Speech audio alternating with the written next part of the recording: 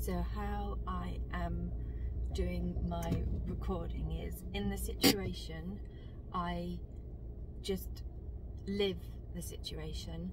I've made the decision not to note take when I'm there, because if I do that, it takes me out of the presentness of being and into an observational mode, and I find it hard to switch between the two. So my aim when I'm there is just to live it as fully as I can, and I don't always manage it. I still find sometimes I hear my own narration of events in my head as I live them, because I'm aware that later on I'm going to write down what's happening, and so I imagine how I will write it down. And when I hear the narration, you end up performing for the script that you're going to write later.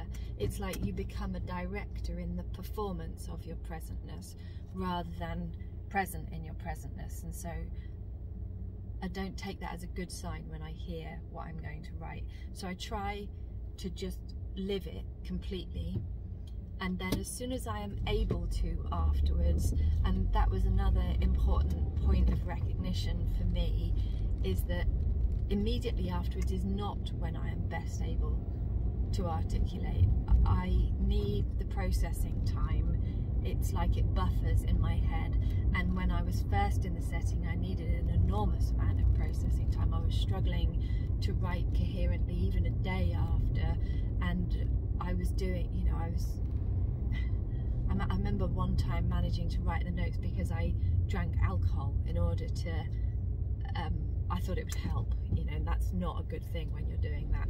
So I allow myself the processing time, and having given myself permission for the processing time and become more familiar with the setting, I quite often now find that I can write down almost immediately. I come out what's happened, and so I try and write an account of what's happened, and then as I write that, I often fall into the trap of writing actions. And it is more useful when I write what was felt in the situation, because the feeling is more indicative of what happened than, you know, I put my hand here or I made this noise then.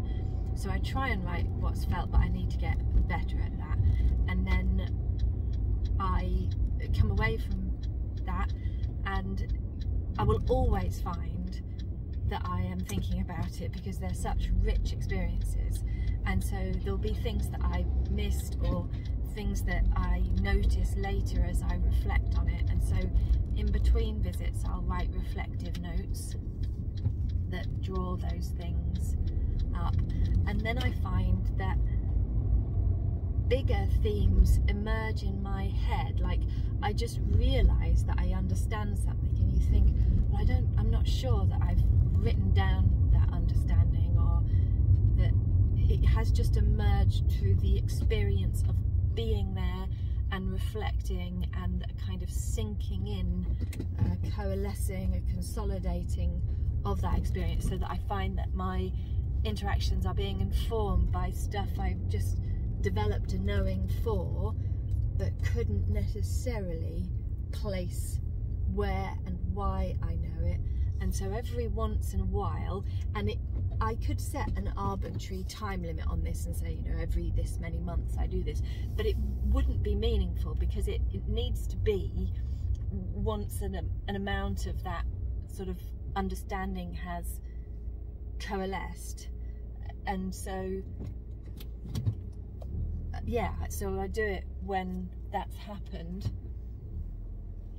And so then what I'll do is I will write down those things that I feel I've learned, and then I'll look back through all of my notes to see if I can see where I learned it.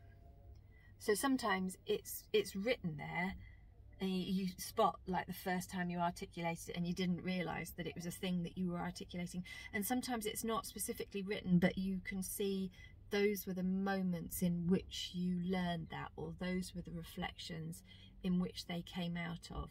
And so I go through and I write those learnings, and I reference the field notes and the reflective notes that I've made.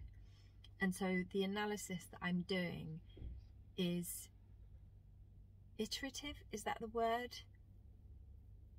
Reflective, emergent, bit sort of grounded theory style.